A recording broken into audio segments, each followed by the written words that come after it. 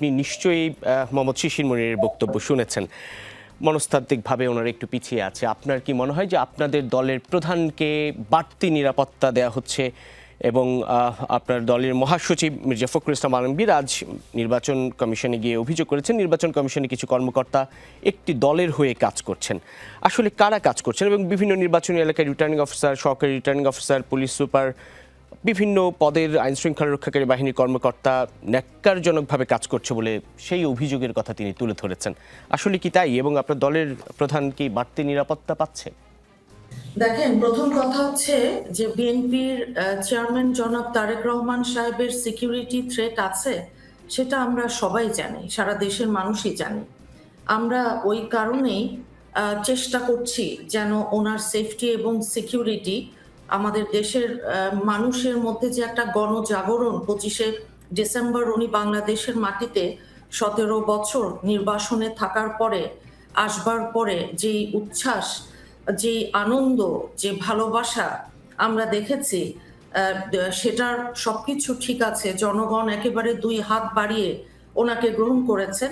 At the same time owner safety এবং সিকিউরিটির যে মেজার্স, সেগুলো আমরা চাই যে আমাদের দল থেকে আমরা যেমন এনশিওর করেছি এবং রাষ্ট্রের প্রতিটা নাগরিকের যেইটুকু সেফটি এবং সিকিউরিটি পাবার অধিকার আছে সেইটুকু আমাদের চেয়ারম্যান সাহেব যেন পান।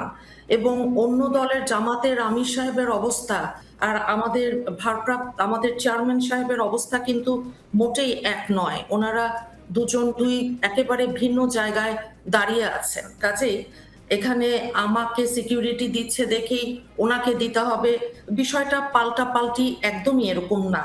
যার যখন প্রয়োজন তাকে দেবে, আমরা মনে করি ওটাই ন্যায্য। দেখেন, নির্বাচনী আচরণবিধি লঙ্ঘনের কথা এসছে। রাজনৈতিক আমাদের আমরা যেই দলগুলো আছি, এখন নির্বাচন কমিশনের ভূমিকা নিয়ে প্রশ্ন স্বাভাবিকভাবেই উঠেছে। সামনে যে দীর্ঘদিন পর আমাদের ত্রয়োদশ জাতীয় সংসদ যে নির্বাচনটা হতে যাচ্ছে, এখন দেখা যাচ্ছে নির্বাচন কমিশনের সামনে কোনো ঘটনা ঘটলেও সেগুলো ওনারা দেখছেন না। অন্য দলের যে উল্লেখযোগ্য নেতারা আছেন, গুরুত্বপূর্ণ নেতা, প্রধান নেতারা, তাদের আপনার নির্বাচনের প্রচার চালিয়ে যাচ্ছেন, কিন্তু নির্বাচন কমিশন এবং নির্বাচনী কর্মকর্তাদের চোখের সামনে এরকম ঘটনাগুলো ঘটলেও কোনো ব্যবস্থা সেইভাবে আমরা নিতে দেখছি না। নির্বাচনী আচরণবিধি প্রয়োগে বৈষম্যের অভিযোগ আমরা দিয়েছি। আমাদের সাধারণ প্রার্থী কিংবা ছোটখাটো ঘটনায় যেমন শো কজ কিংবা কারণ দর্শানোর মতন ঘটনা ঘটছে, অথচ অন্য দলের শীর্ষ নেতাদের ক্ষেত্রে একই আচরণ সেটা নির্বাচন কমিশনের পক্ষ থেকে দেখা যাচ্ছে না। আমরা সবসময় আইনের প্রতি অত্যন্ত শ্রদ্ধাশীল, কিন্তু আমরা মনে করি সেটা সবার জন্য আপনার একইভাবে প্রয়োগ হতে হবে। নির্বাচনী পরিবেশটা বজায় রাখা, এটা আমাদের নিজেদের দায়িত্বশীল যে ভূমিকা, সেই জায়গায় আমরা চেষ্টা করছি।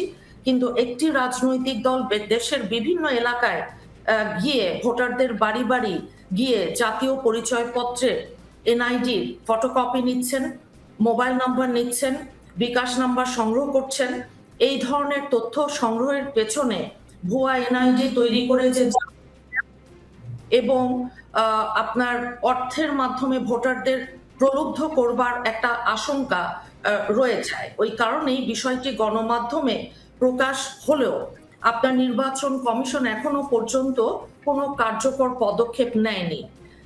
এটা প্রধান নির্বাচন কমিশনার সহ অন্য কমিশনারদের দৃষ্টি আকর্ষণ করা হয়েছে এবং জানতে চাওয়া হয়েছে কি ব্যবস্থা নেওয়া হয়েছে, সেটা এখনো স্পষ্ট নয়।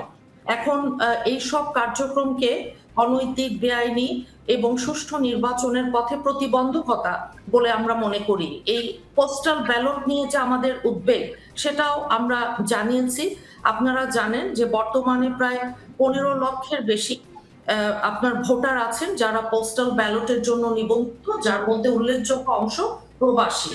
অনেক আসনে দেখা যাচ্ছে যে এই ভোটের সংখ্যা আপনার বিজয় নির্ধারণে প্রভাব ফেলতে পারে। সেই কথাটাই নজরুল ইসলাম খান স্যার সহ এর আগের দিন এবং আমাদের মহাসচিব ওনারা জানিয়েছেন।